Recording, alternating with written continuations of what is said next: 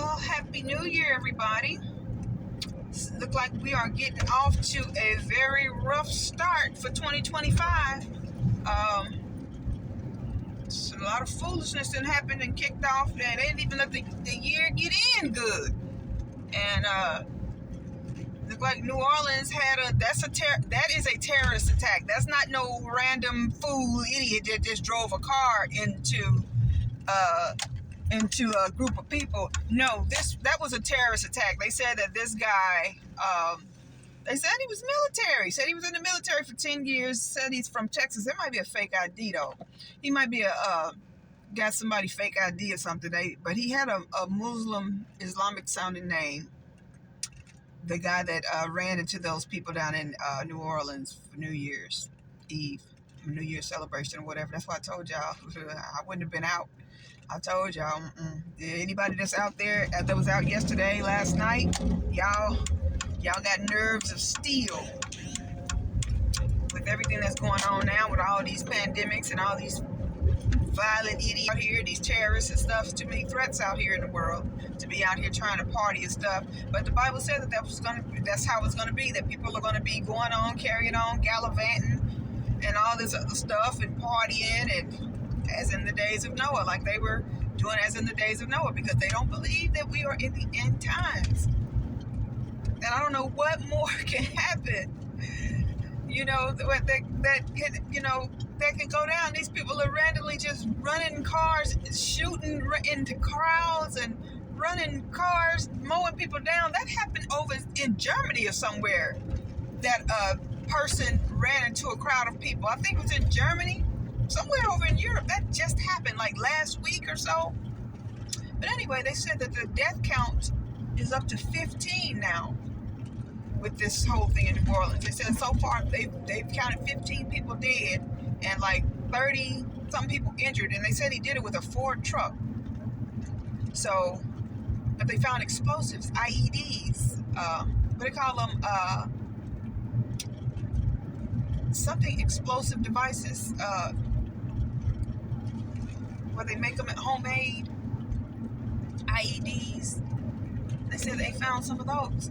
Remember, I just told y'all last night, they just found a man up in Virginia, a white boy up in Virginia, white anti-government extremist up in Virginia on a Virginia farm with IEDs.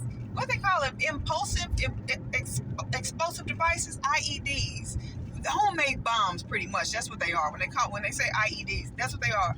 Homemade bombs, innovative explosive devices, or impulsive explosive devices, something like that. Homemade bombs. Anyway, they found a white boy up in Virginia on a farm with 150 of them. Had a thing that'll blow up. He was planning on doing some major damage, and I don't know if they would let him out. They had him only on a $25,000 bond for a unregistered rifle, and they talking about letting him out. But then this happens in New Orleans last night, where they caught this man. They said he had a suicide bomber belt on. They caught him with a suicide bomber belt too. So what was he gonna do? Run the people over and then go and commit a suicide bomb attack in the crowd too, after he ran the people over? But they said that there are still some people on the loose that were acting with him, because they said it's like 7 people involved in this. So this is first they tried to make a press conference saying it wasn't a terrorist attack. They're gonna try to say no, this is not domestic terrorism. Yes, it was. It's domestic terrorism.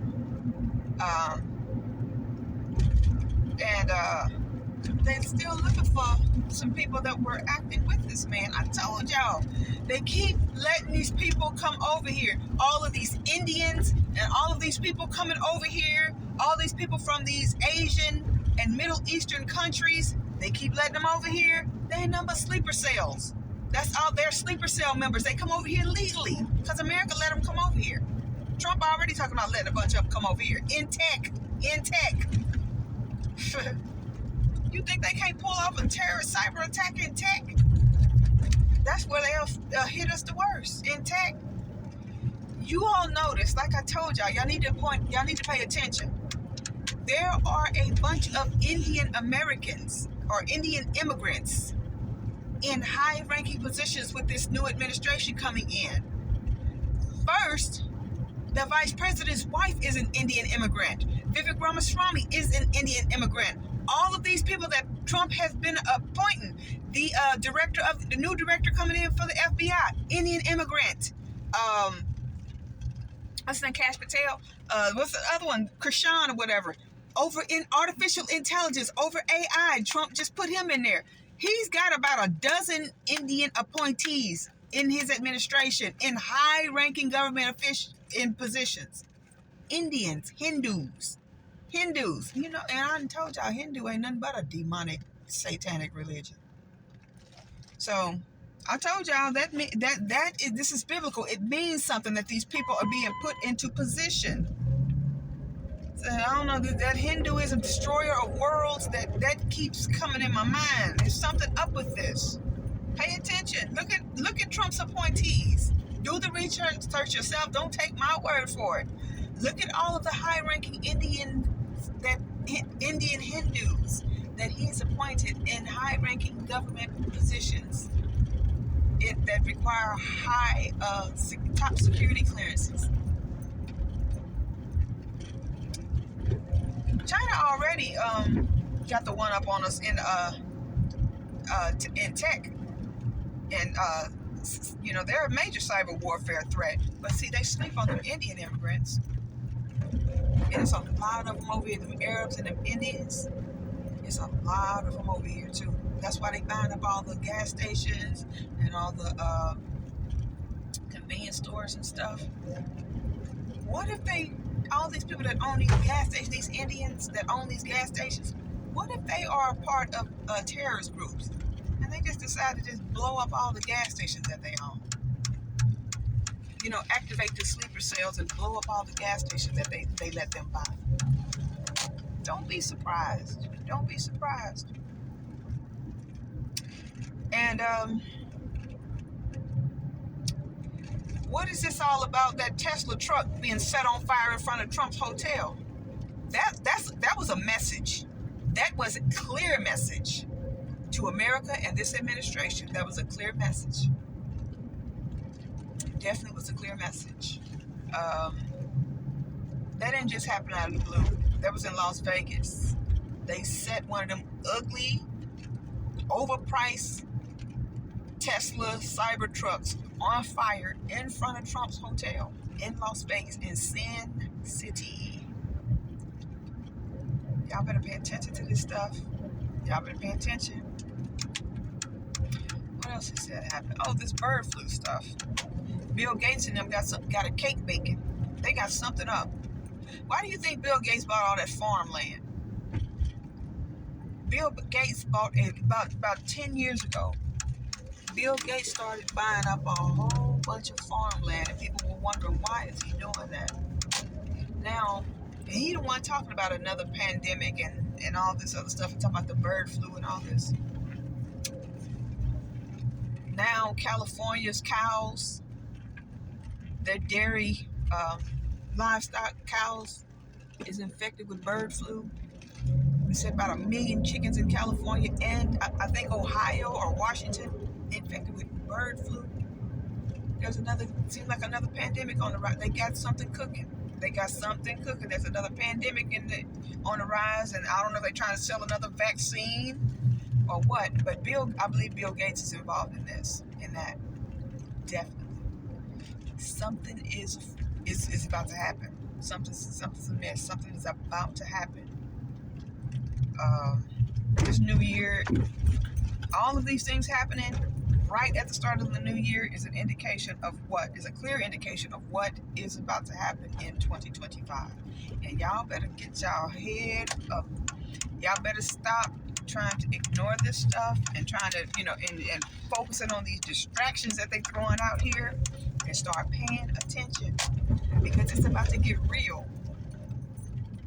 So I'm gonna check the news to see what else is going on. But this stuff is not a game. People be playing. Y'all, this economy is about to tank. Uh, there's a lot of stuff about to happen. So I'm gonna probably make another video when I get home. But yeah, see what other news is happening. But you know, everybody gotta prepare themselves. You know, be a little bit. You can't fully prepare, but at least kind of be somewhat prepared for what all is about to happen. All right, I will be back later on tonight. Peace.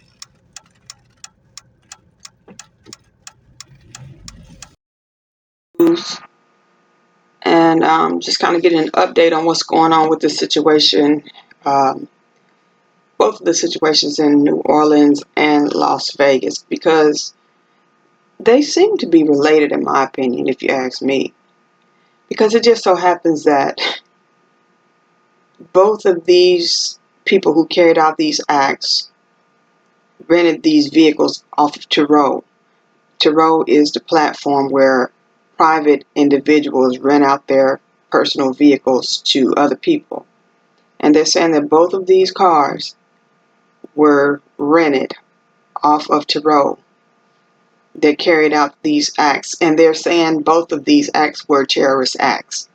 The Tesla truck exploding in front of the Trump Hotel, and then this situation where this man killed 15 people with a Ford F-150 electric vehicle in New Orleans. They have too much in common. So I'm thinking that these were related. They got to be. If not, this situation in Las Vegas, they're saying it was a terrorist attack because that was a suicide bomber incident. They said that one man died and he was the actual man in the vehicle, so he was a suicide bomber.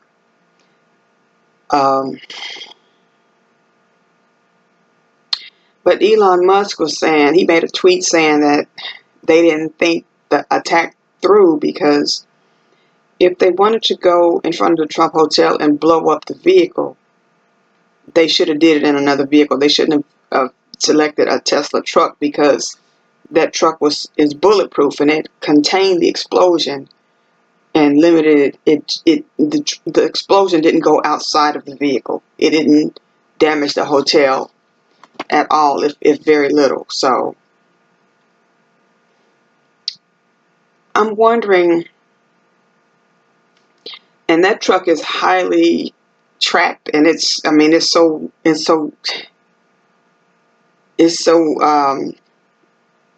technologically equipped. You know, they can pretty much know everything that happened in that truck, including they probably got video of the person driving the truck while they were driving to the location and to the Trump Tower in Vegas. They probably got video of that person actually driving there and everything up to the minute of it blowing up. So it makes me kind of think now that they blew up $250,000. That truck's like $250,000. They blew up $250,000 Tesla truck. It just seems to me like they were sending a message with the Trump Tower Vegas thing. They were sending a message by blowing that Tesla truck up. And it could be related to this man in New Orleans because it's just too similar. They both get the cars off of Turo, and there are other people involved in both incidents that the police or that the authorities are looking for now.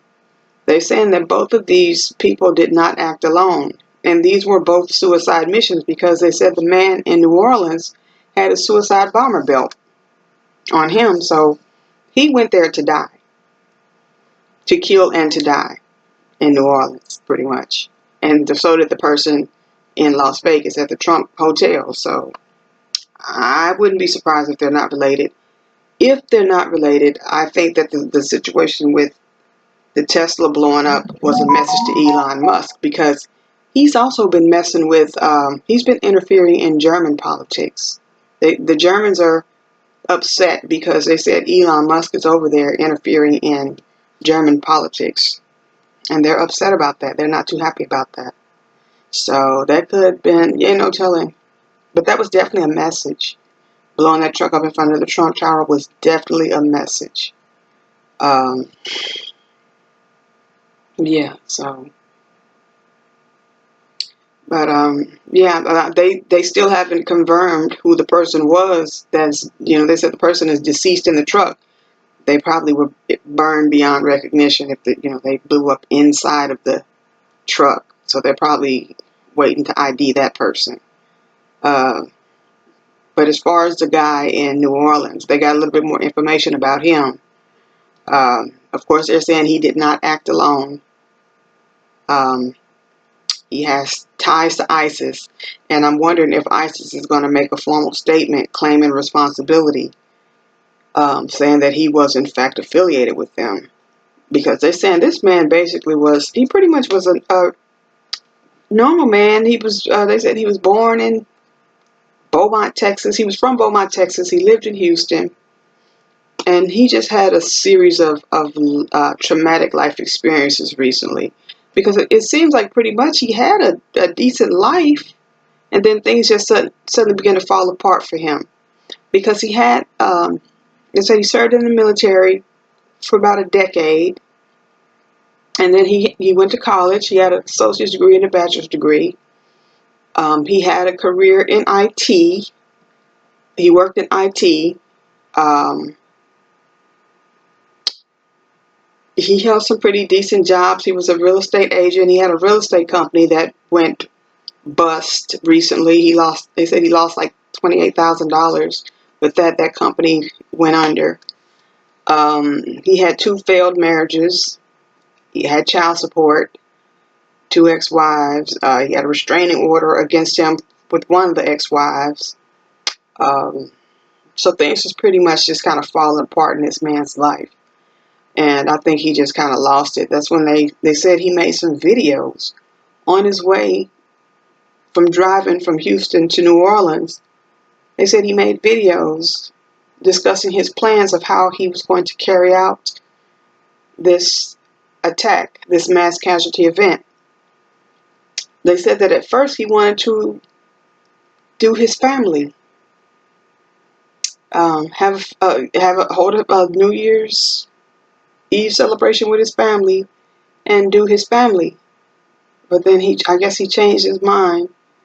And then they said that he expressed that he wanted to join ISIS.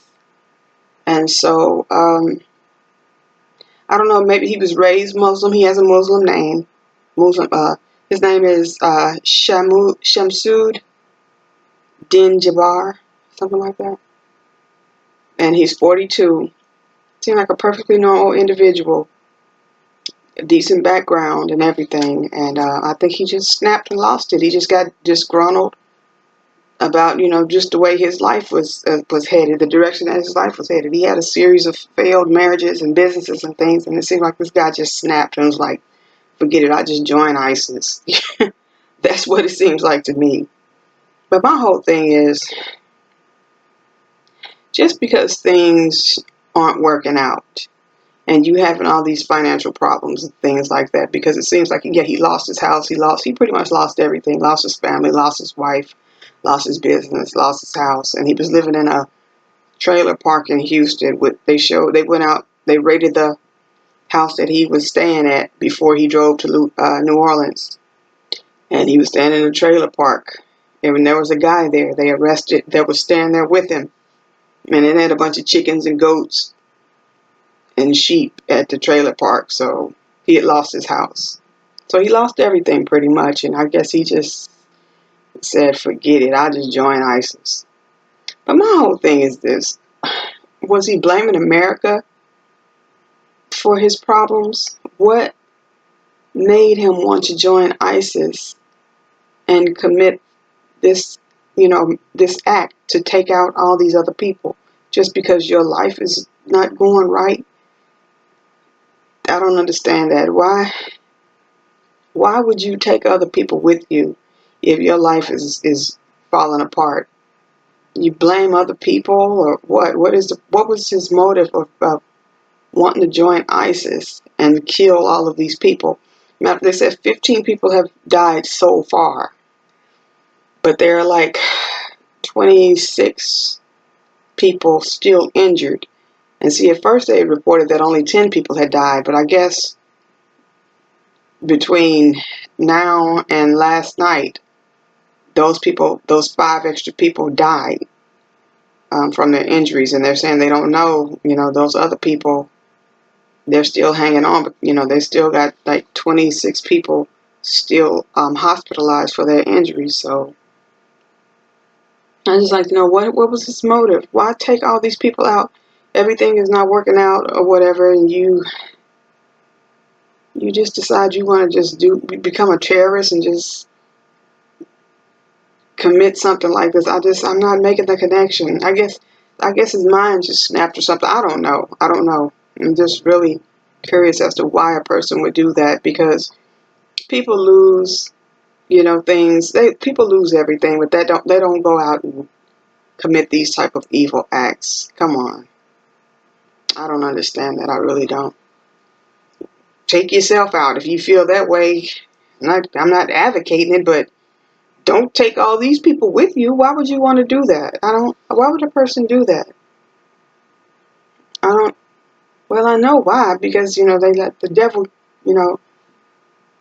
take over their mind, but it's too bad. Because he's ruined so many lives, especially, they said he had kids.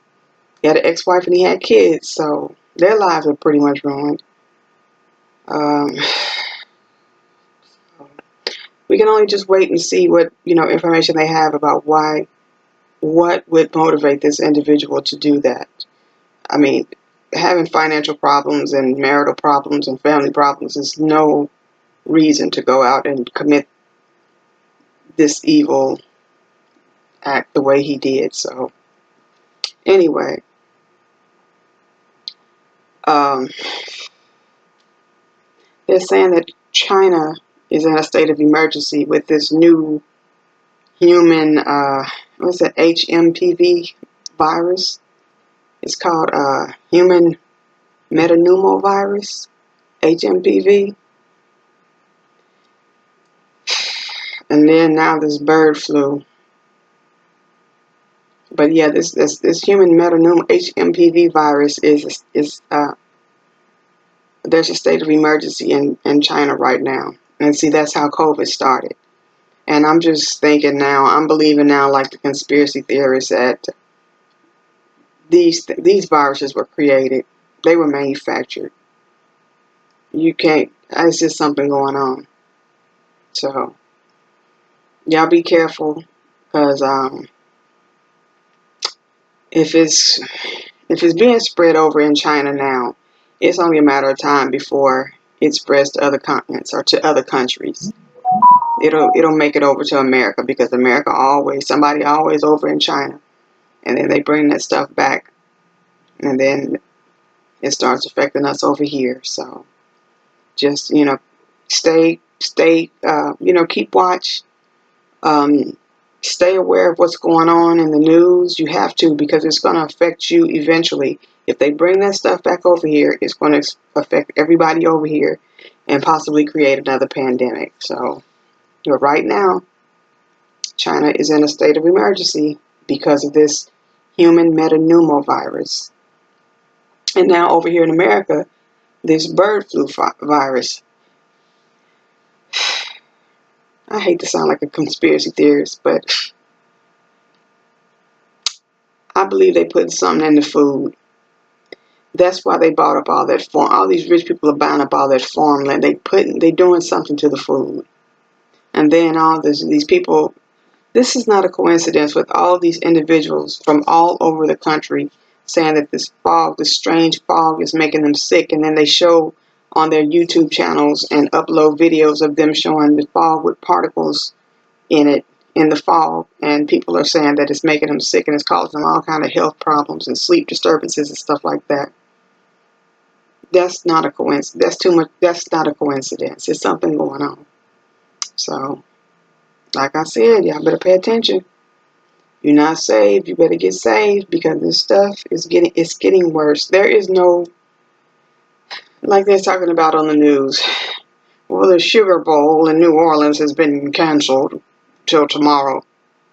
It's going to get to it's going to become a time where there are not going to be any more sugar bowls or Super Bowls. Okay, so they keep trying to continue on with the way of life that they're used to, and they don't understand that this world has changed, this world is shifting, and that way of life is leaving. It's going to be, the world is changing.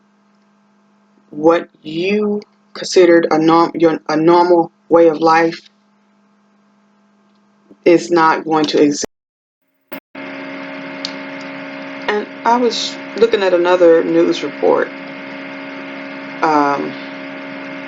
and they were talking about how a lot of people probably don't know that the cartels in Mexico are like the fifth largest employer in that country. Like, they're like the fifth largest employer. The cartels are the fifth largest employer in Mexico. I think this is Walmart and a couple of like four other companies ahead of the cartels. But they say the cartels employ like 175,000 people in Mexico. And the reason why is because cartel business is big business. They supply fentanyl, drugs, opioids, narcotics all over the world, to countries all over the world. They ship it all over the world. These Mexican cartels do. A lot of the world's drugs come from South America. And Mexico ships a lot of the drugs from the U.S.-Mexico border to the United States, Canada, Europe. A lot of the world's drug supply comes from Mexico, Colombia, all those South American countries. So it doesn't surprise me that the cartel is one of Mexico's largest employers, because I saw another news report like last week where it says that the cartels pay the chemists, college graduates coming, who are chemists, said the cartels pay them more working for them than they can in a legitimate job down in Mexico. They make more working for the cartel than a legitimate job with their degree, with their chemistry degree. So they go work for the cartel because the cartel pays better. Isn't that sad? But also, with the migrant workers, a lot of the American farmers are complaining. And it's funny, it's ironic, it's funny because a lot of these American farmers are some of the very ones that voted for Trump. But now they're complaining that if Trump conducts this mass deportation operation like he has promised he would, he said that that's going to cripple the farming industry because it is heavily dependent upon migrant workers, low-paid migrant workers, to work those jobs, in the farming industry, because that's the reason why migrants live, 20 people to a two-bedroom apartment, or 20 people in a multi-family households and things like that, because these low-wage jobs, these farming industry jobs that these farmers are talking about, they know no American will work those jobs because you can't live off of them. You can't make a decent living with those substandard wages. Those are slave wages. You can't live off those wages that they're paying. But so they're saying that if Trump deports all of these migrants, these low-paid migrant workers, then that's going to cripple the farming industry here in the country, and it's going to cripple the food supply. It's going to affect the food supply. So that's what some of the farmers are saying. But then on the other spectrum, they're saying that some of the people in the farming industry are saying, well, a lot of those jobs that those migrants are doing, like milking the cows and things like that, they say, well, we have automatic milkers now. They're saying that AI is going to replace a lot of those jobs because they're making machines now that could pick the crops, milk the cows, and all that stuff. So, but yeah, in the meantime, though, right now, where it stands, they're saying that a lot of these farmers depend on those low-paid migrants to work on their farms because American workers will not take those jobs. But they don't understand that the reason why American workers will not take those jobs is because American workers cannot survive off of the wages that those jobs pay. So, yeah. All right, y'all. But moving on to the next story. I don't like to, be the bearer of bad news, but, you have to be, I have to just be realistic, and I have to just tell the truth, just as the Bible prophesied that, things are not going to get better. Things are going to get worse, until Jesus returns to rapture the church. And then they get much worse after the church is raptured, because then the world is going to experience a 7-year tribulation and Jacob's trouble. This is a prelude to all of that. All of that is leading up to the rapture and the tribulation, and then Armageddon and the second coming. Everything that's happening in this world in the news are the signs that Jesus told us to look for in the Bible, and they're happening every day. Prophecy is unfolding every single day. But the only thing we can do is just try to warn people and show people, point it out in the Bible to back up our statements. And if they listen, they listen, and if they don't, then they perish. That's the only thing we can do. The blood is not on our hands anymore. So everybody that is already saved and know that where this stuff is leading, we're not really worried, because we know that the worse things get is closer to the better things will get for us. So only thing, of course, as a human being, you're going to be concerned, and you're going to have some, just the whole thing that's going on with the world and stuff, of course, is going to affect you. But all of this stuff, it's leading up to the return of Jesus Christ to the earth. And that's the thing we look forward to, is we know that he's going to come back and shut all this stuff down. So, like I said, it's up to you. I mean, if you're not saved, you better get saved. Pray for your loved ones, your friends, your family, all your loved ones to get saved, so that, Jesus is coming back here. It's soon. All of this stuff that's happening, it's just like Revelation is just every day being fulfilled. It don't seem like there's no other time in history where Bible prophecy is just being filled back to back to back to back like this. Because the labor pains are getting more intense. They're getting more stronger. So, okay, y'all, but I'm going to stop it right here, because I did a video earlier when I was out and about, and I just wanted to catch up with the news to find out more information about this young man down in New Orleans. He was killed, but they're still looking for other people, because they said they had video of people planting explosives, those IEDs. What they call IED explosives. I keep forgetting what the name is of what they call those things, but they're pretty much homemade bombs. And they said that they saw people on the video while this guy was running those people over. They saw people planting these explosives. IED. What's his name? Jabbar. His last name was Jabbar. And then if you see the YouTube videos of this guy that they have on there, man, this guy just seemed perfectly normal. That's why I say you just never know with people. You just never know. IED. Explosives. Just like that other guy on that farm that they had. They caught with IED New Orleans.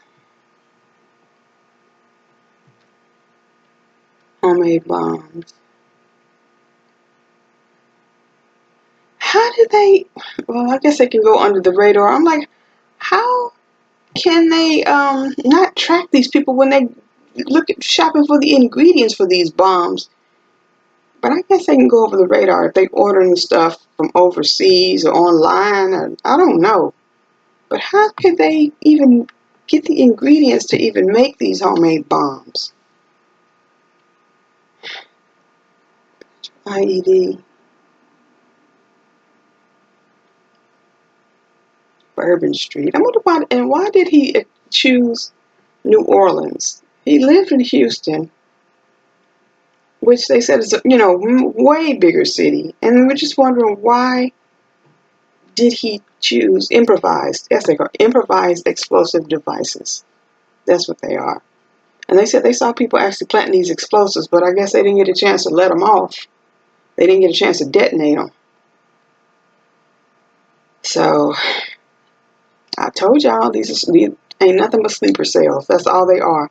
And see, with the sleeper cells, how they recruit within the country. They recruit citizens, actual American citizens, to be a part of these sleeper cells.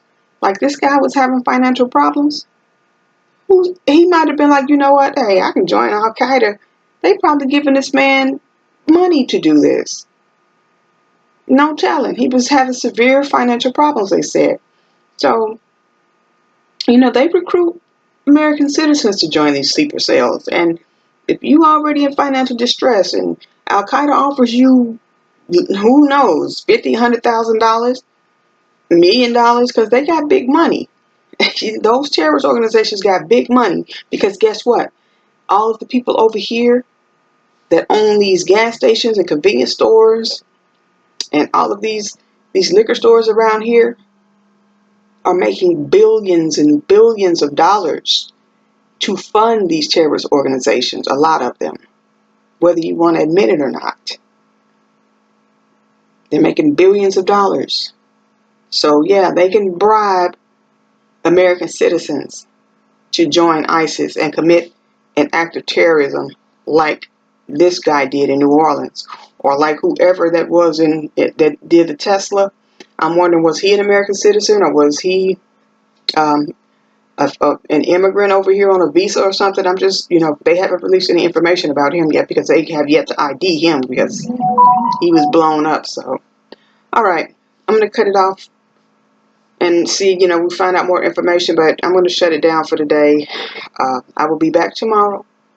God bless everybody. And like I said, be careful about how you're going out and stuff, because it looks like we might be masked up and locked down again. They're talking about this HMPV virus and this bird flu stuff. They put stuff in the food, because every day they are recalling food. Don't drink this milk. These eggs have been recalled. These chickens have been recalled. Don't feed your cat this type of food. Every day is something. Vegetables. I don't know. So, all right, y'all. Be blessed, and I will be back. Talk to you tomorrow. Okay. New Orleans' famous French Quarter is now a major crime scene. At least 15 people are dead and dozens injured after a pickup truck sped through a crowd during New Year's celebrations. The FBI says it is an act of terrorism.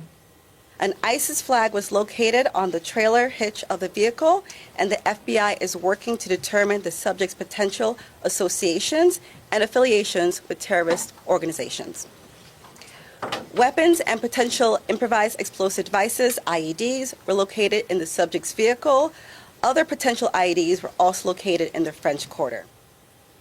The suspect has been identified as a 42-year-old U.S.-born man from Texas. He was killed in a shootout with police. The FBI says it believes the man was not acting alone. The early morning attack occurred on crowded Bourbon Street, known worldwide as one of the largest destinations for New Year's Eve parties. It was also full of college football fans who were in New Orleans for the Sugar Bowl. All right, now let's go back to CNN's Ivan Rodriguez. He is on the ground in New Orleans for us. Ivan, what can you tell us about what things are like in the area where you're at now?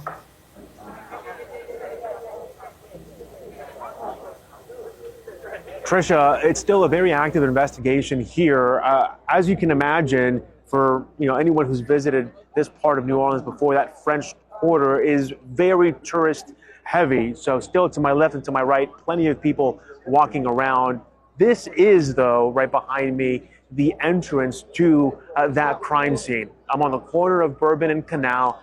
Right behind me on Bourbon is where that white SUV made that right turn and then continued to just slam into the crowds of people. What we are learning new is that the death toll has now risen from 10 to 15 people, according to the coroner. And there's been a lot of updates, Tricia, so far throughout this investigation. One new piece that we've just learned is that the suspect in this attack made a series of video recordings, according to officials. The recordings appear to be made at night while driving, so it's still not exactly sure if this video recording was made driving from Texas to New Orleans, Houston, where we know that he is from. But in those recordings, the suspect makes reference to his divorce, how he had at first planned to gather his family for a, quote, celebration and then have the intention of killing them. He then goes on to talk about how he changed his plans and then wants to join ISIS and how he's had several dreams of joining ISIS as well. So again, just new information coming in as this investigation continues tonight. Just so much to learn still, I'm sure. Thanks so much, Ivan. Really appreciate this update. That's CNN's Ivan Rodriguez in New Orleans for us today. Former New Orleans Mayor Mitch Landrieu reacted to today's devastating attack on CNN, praising the swift actions of first responders. It is a day where our hearts are heavy, and of course everybody's thoughts and prayers go out to the incredible victims.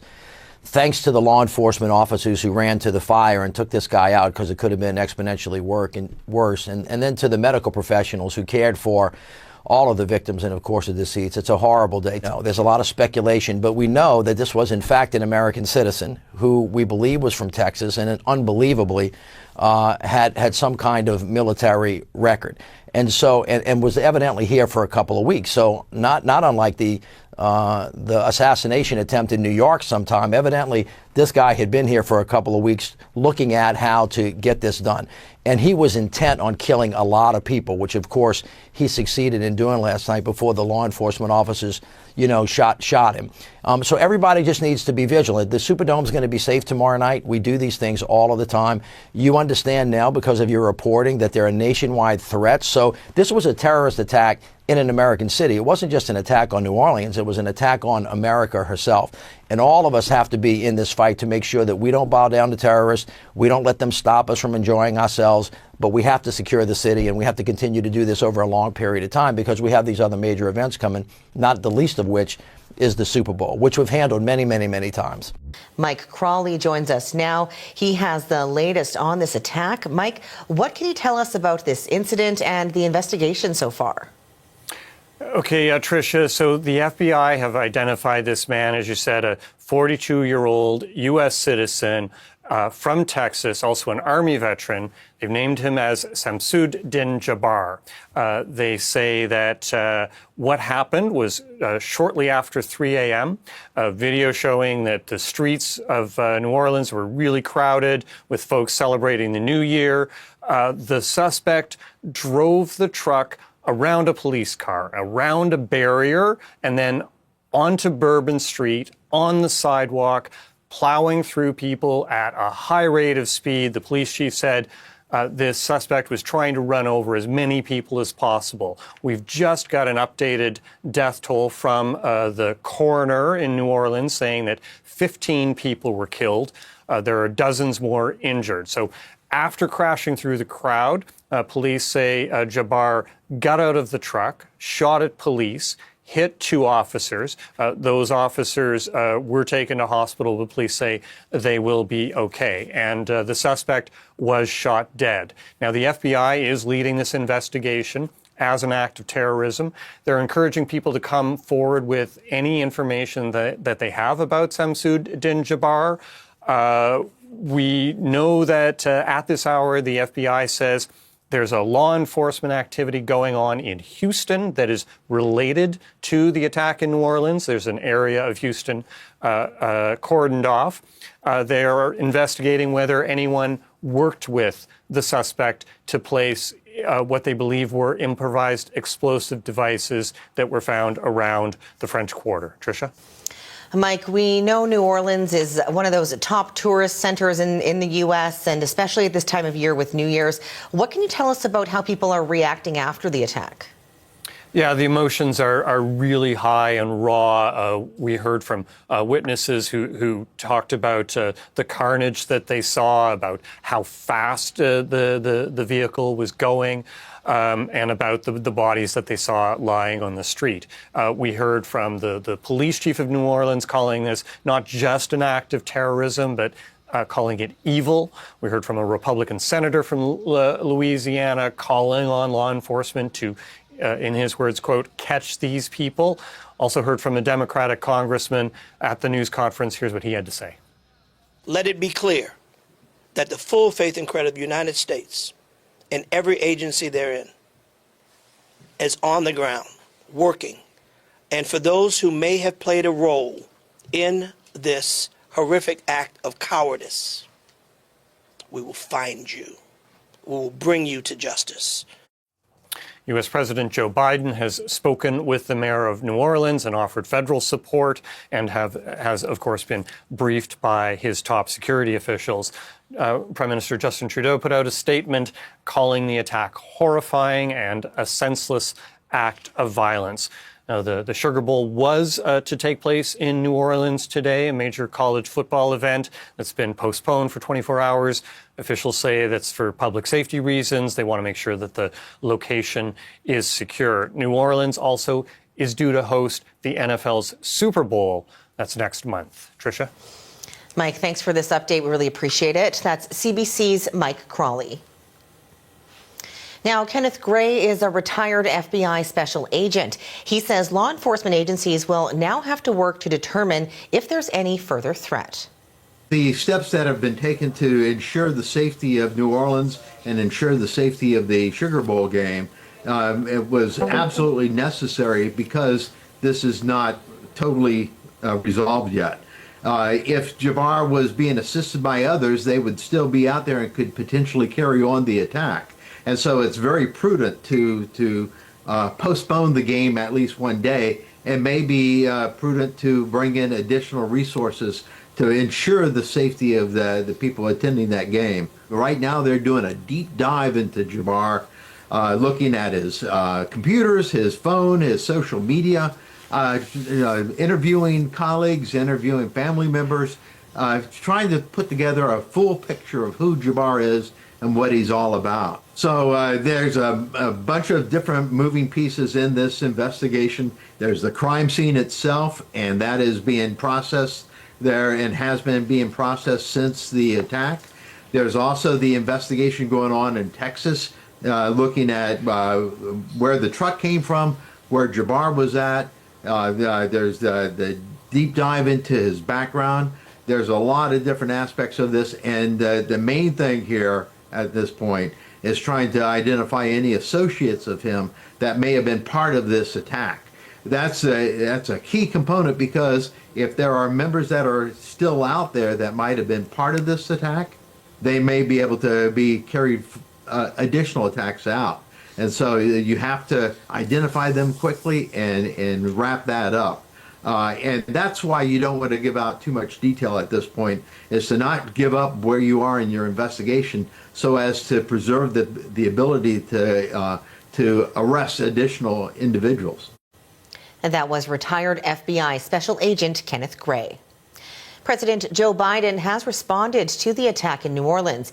He says, in part, I have directed my team to ensure every resource is available as federal, state, and local law enforcement work assiduously to get to the bottom of what happened as quickly as possible.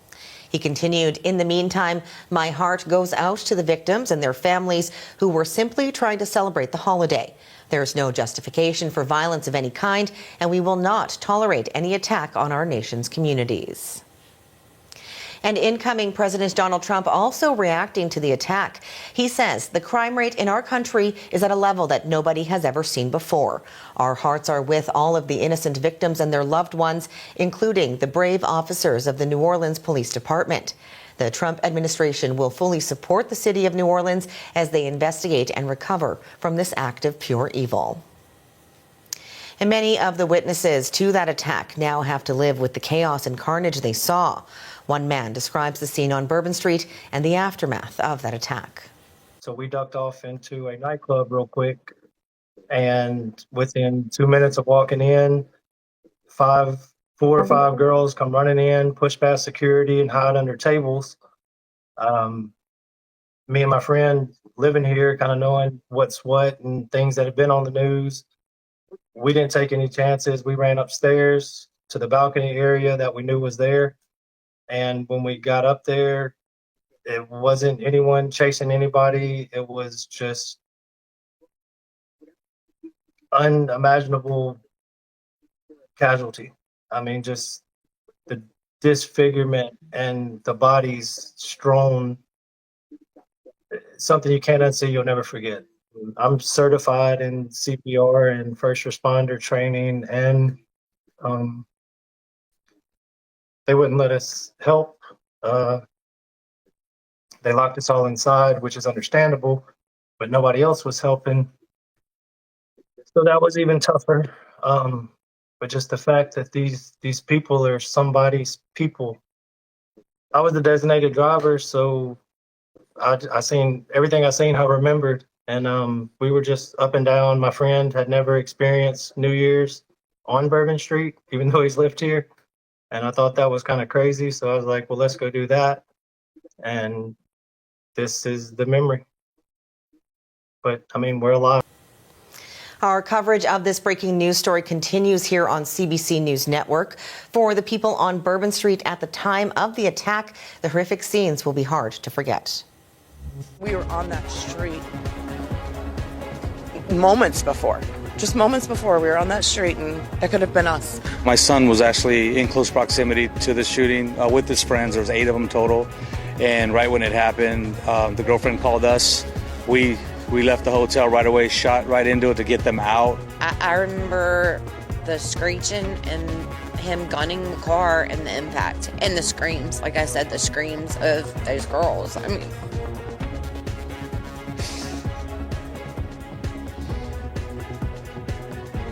yeah, I don't know that I'll be able to forget that.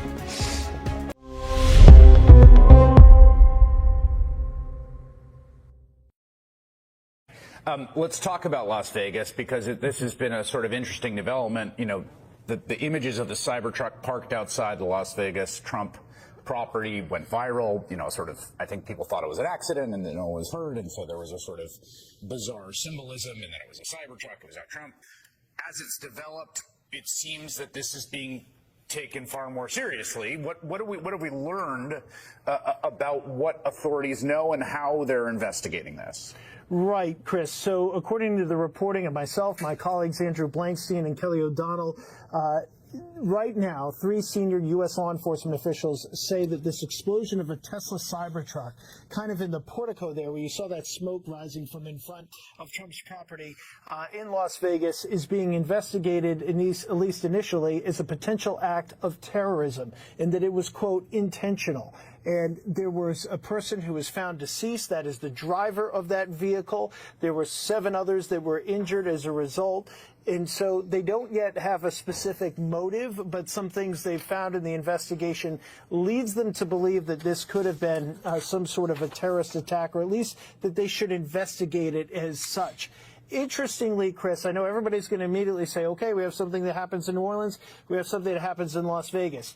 The car that was used in Las Vegas, the Cybertruck, was actually rented from the same type of company. It's kind of like an Airbnb for cars as the car that was rented and used in New Orleans. So the driver of the vehicle, who's now deceased at the Trump International there in Las Vegas, used the same car company. But we are told from multiple senior law enforcement officials that there is no believed connection at this hour between what happened in Las Vegas and what happened in New Orleans. We want to make that perfectly clear. Again, no known connection between what happened in New Orleans and in Las Vegas.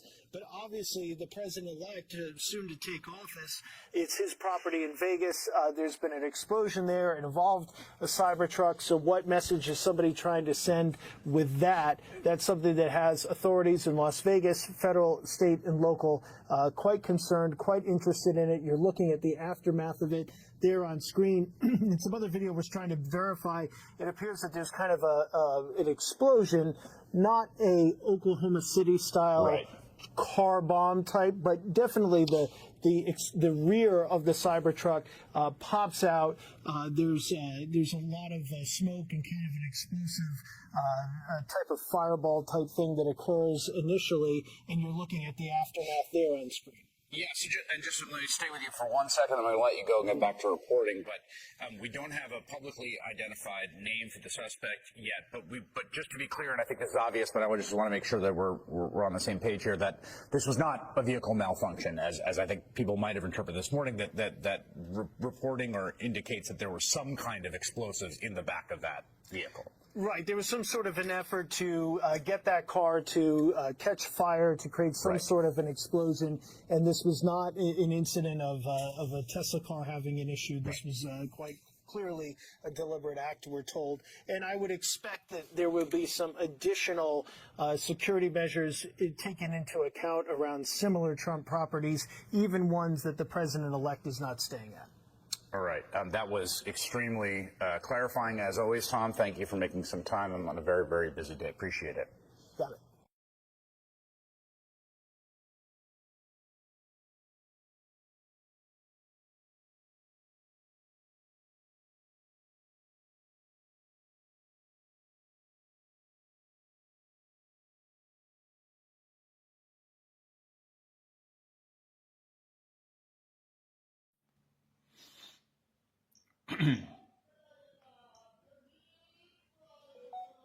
ये कौन आ गया रंजन है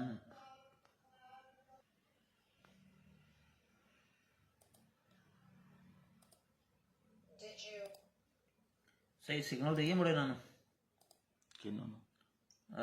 सरफराज होना हैं ज़्यादा कौन है क्यों मोड़ा में तो राखी करनी पड़ती मैं सिग्नल इस गल से पता होना चाहिए कि मैं ब्रेक मन कितने सेट करना है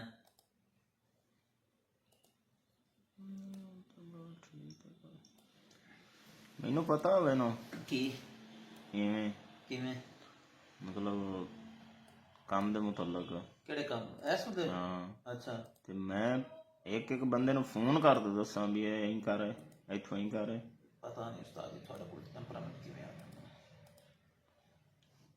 ਆਪਣਾ ਜਵਾਬ ਹੁੰਦਾ ਹੈ ਆਸਾਨੀ ਬਣਨੀ ਚਾਹੀਦੀ ਹੈ ਸਾਜੀ ਆਸਾਨੀ ਮੈਂ ਬਣ ਜਾਸਾਂ ਲੇਕਿਨ ਮੈਨੂੰ भी आसान रहन दो मैं ਤਾਂ आसानी बन सा ਤੁਸੀਂ ਮੈਨੂੰ ਆਖੋ ਜੀ ਮੈਨੂੰ ਫਲਾਣਾ ਕੰਮ ਚਾਹੀਦਾ ਮੈਂ ਤੁਹਾਨੂੰ ਆਖਾਂਗਾ ਮੈਂ ਤੁਹਾਨੂੰ ਮੈਸੇਜ ਕਰ ਦਿਆਂਗਾ ਓਕੇ ਹੁਣ ਮੈਸੇਜ ਕਰਦਾ ਵੀ ਹਾਂ ਨਾ ਉਹਦੇ ਕੋਲ ਮੈਨੂੰ ਸਵਾਲ ਨਹੀਂ ਚਾਹੀਦੇ ਹੁਣ ਕੀ ਹੋਇਆ ਕਿਵੇਂ ਹੋ ਗਿਆ ਫਲਾਣਾ ਕਿਵੇਂ ਹੋ ਗਿਆ ਢਮਕਾਣਾ ਕਿਵੇਂ ਹੋ ਗਿਆ ਭਾਈ ਮੈਂ ਆਸਾਨੀ ਤੇਰੇ ਵਾਸਤੇ ਮਤਲਬ ਹੈ ਮੇਰੇ ਵਾਸਤੇ ਵੀ ਆਸਾਨੀ ਬਣਨਾ ਜਾਣ ਛੱਡ ਇੱਕ ਵਾਰੀ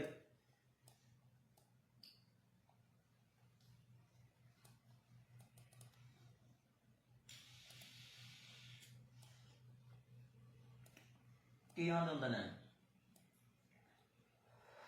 ਜੇ ਤੇ ਕਿਸੇ ਨੂੰ ਉਂਗਲ ਪੜਾਈ ਹੈ ਨਾ ਉਹ ਗਦਾੜੀ ਉਹ ਬਾਹ ਵੀ ਨਹੀਂ ਪੜਨ ਡਿਆ ਉਹ ਗਦਾੜੀ ਕਿਉਂ ਹੋ ਗਿਆ ਤੁਹਾਡੇ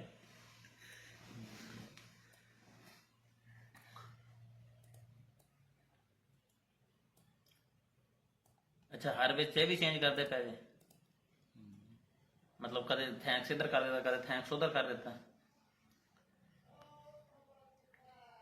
बस 2 मिनट बढ़ा जाएगा उस्ताद जी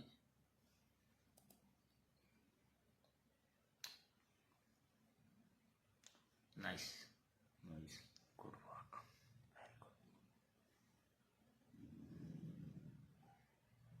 यार तुसी कितना मोबाइल इस्तेमाल कर लेंदे जे मतलब सिर्फ आदियां तस्वीरां लैन Police still don't know why the alleged suspect attacked. Germany's interior minister says officers are investigating. On December 20th, a man drove into a Christmas market, killing 5 and injuring many more. It is a fraught time for Germany, mourning the dead, and the government collapsing, forcing an election. Politicians vying for power are uniting against the world's richest person. Even the figurehead president warns external influence, even on social media, is a danger to democracy. Elon Musk posted several times on X that only the AfD can save Germany. Over the weekend, he wrote the Alternative for Deutschland is the last spark of hope for this country. Polls show it's the second most popular party. Just days after the attack, it held a rally at the same site. Here, the group's candidate for chancellor says Germans focus too much on relativizing the actions of those who despise their society. The AfD the University of Toronto's Randall Hansen says, successors to Nazis. Invoking their language and minimizing, denying Nazi crimes, which is precisely what National Socialists did after the war. Mainstream party leaders say freedom of speech, of course, applies to multi-billionaires, but say Musk's comments are pretentious and that Musk's insights aren't the same thing as his wealth. Hansen says the polls haven't moved much since the billionaire's endorsement. The AfD's main supporters are anti-capitalist. Polls also haven't changed much since the attack. The suspect had allegedly posted comments online supportive of the AfD. Hansen says Musk's endorsement likely won't affect much, but the growth in the far-right support is changing the conversation. Mathematically, it's going to make a coalition very difficult. And even when the far right doesn't come to power, they are shaping the narratives. He adds the center is holding for now. Nathaniel Dove, Global News. 5 years ago, COVID-19 was first reported in China's Wuhan, and years later, the question still remains if the world is ready for another pandemic. The ongoing spread of a novel bird flu strain, specifically the H5N1, is causing alarm among public and animal health officials across the United States as it continues to infect various species. Now, the spread of the strain has raised concerns that the virus could mutate into a form transmissible between humans, potentially triggering a pandemic which could bring the world to a halt in a similar way that it did years ago when COVID-19 surfaced and wreaked havoc. The National Public Health Agency of the US reportedly found bird flu mutations in a patient in Louisiana. The CDC said in a statement that the Louisiana case of bird flu marks the first instance of severe illness that's linked to the virus within the US as the situation evolves. The agricultural and health communities remain on high alert, working to mitigate the impact of this potentially devastating virus. The recent detection of H5N1 in non-commercial pigs on a farm in Oregon, US marks a significant development in the virus spread.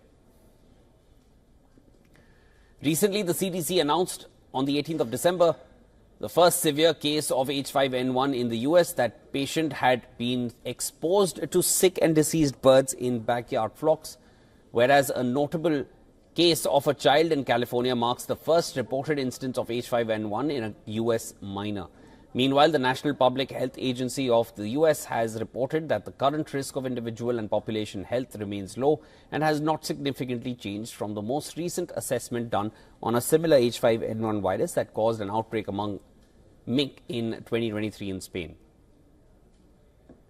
The CDC continues to emphasize the importance of stringent biosecurity measures to manage the spread of H5N1. These include enhanced surveillance, immediate culling of infected stocks, and ongoing public health advisories to limit human exposure to virus.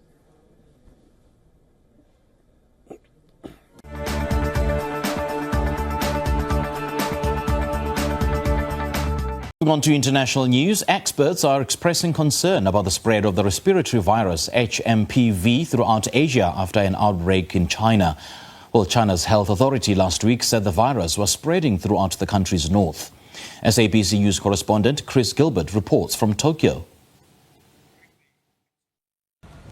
HMPV is an acute respiratory tract infection which can affect people of all ages.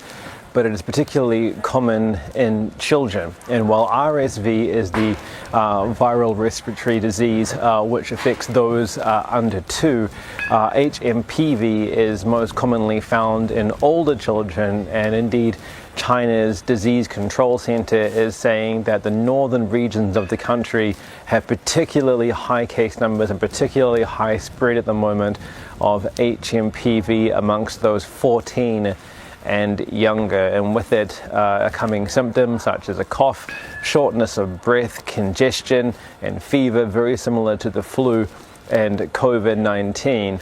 The disease has been around since about 2001 when it was first discovered, but there is still no vaccine for it, and so experts are warning people to take precautions, to not necessarily go out and ask for prescriptions of antivirals indiscriminately, but to stop the spread of the disease using the precautions that they're familiar with, such as washing their hands frequently, trying to contain the spread, and wearing a mask. And the regions around China are being vigilant as well. Hong Kong is monitoring its cases and has found there's very little spread at the moment, although there are concerns about cold and flu season going into mid-January, particularly in Hong Kong, looking at countries like Japan, where influenza A has been spiking in terms of case numbers here.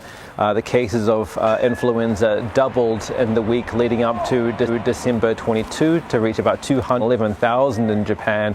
And so authorities all across Asia are watching the flu outbreak, are watching the respiratory virus outbreak in China, and urging everyone to control the spread of the diseases by washing their hands and wearing their masks.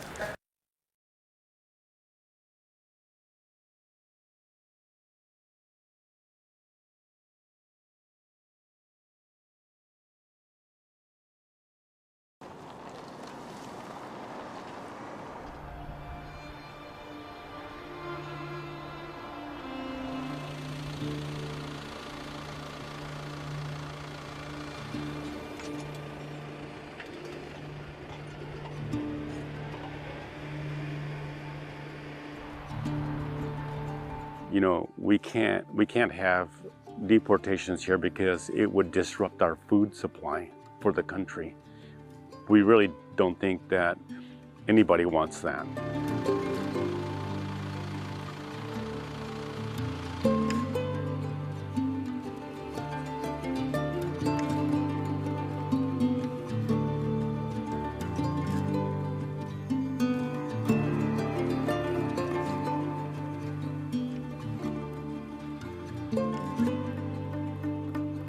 Without our people, our farms will come to a stop.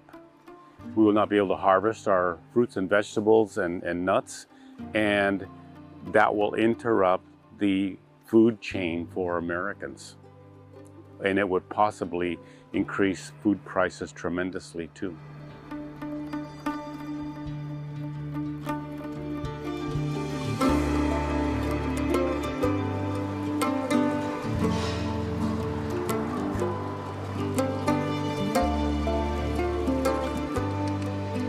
If you wanted to say, okay, everybody's going to get taken away, which I don't think is going to happen, and I have to emphasize that, mechanization is coming.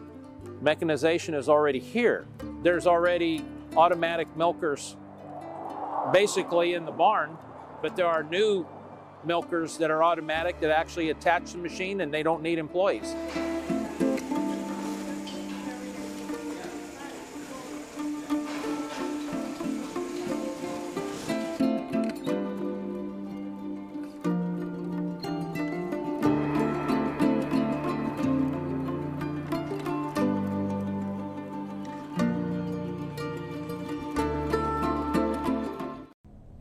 And now we head south of the border, where a shocking revelation from Mexico paints a grim picture of the country's drug cartel crisis.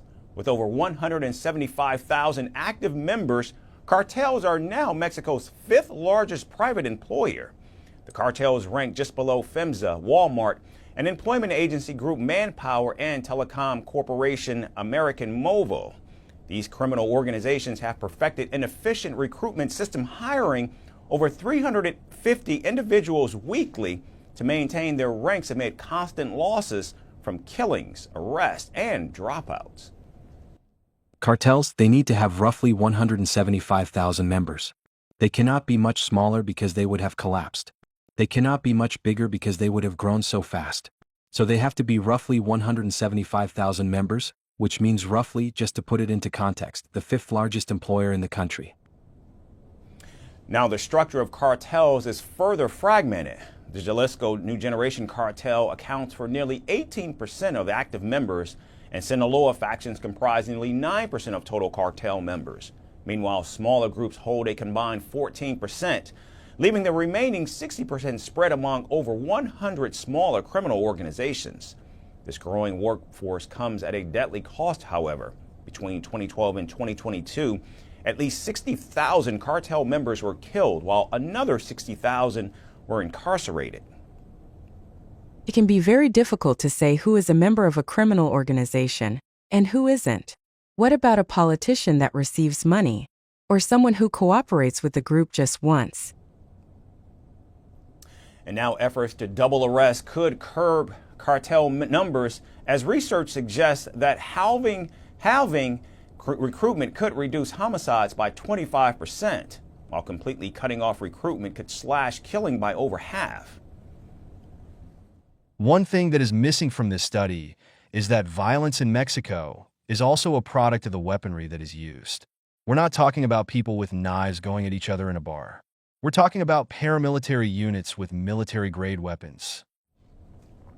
However, the cartel's operations extend beyond just drugs, encompassing human trafficking, sex slavery, and money laundering. Experts highlight that during the U.S. border surge, cartels made more money smuggling people than selling drugs. And their control over fentanyl production following the collapse of Chinese syndicates has fueled a deadly epidemic in the United States.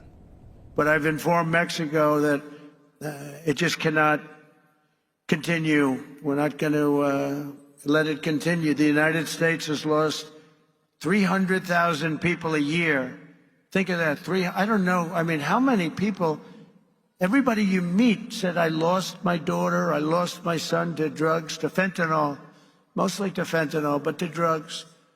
Families are being destroyed, and we're going to stop it. We're not going to let that happen.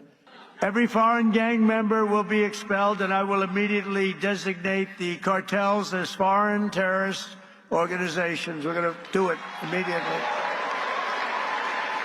And we'll unleash the full power of federal law enforcement, ICE, Border Patrol.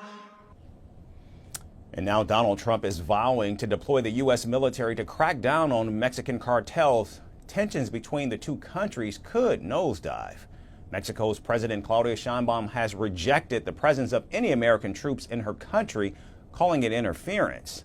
So as Mexico battles a crisis where criminal empires rival legitimate institutions, one question continues to linger. Can the country reclaim control, or are the cartels too deeply entrenched?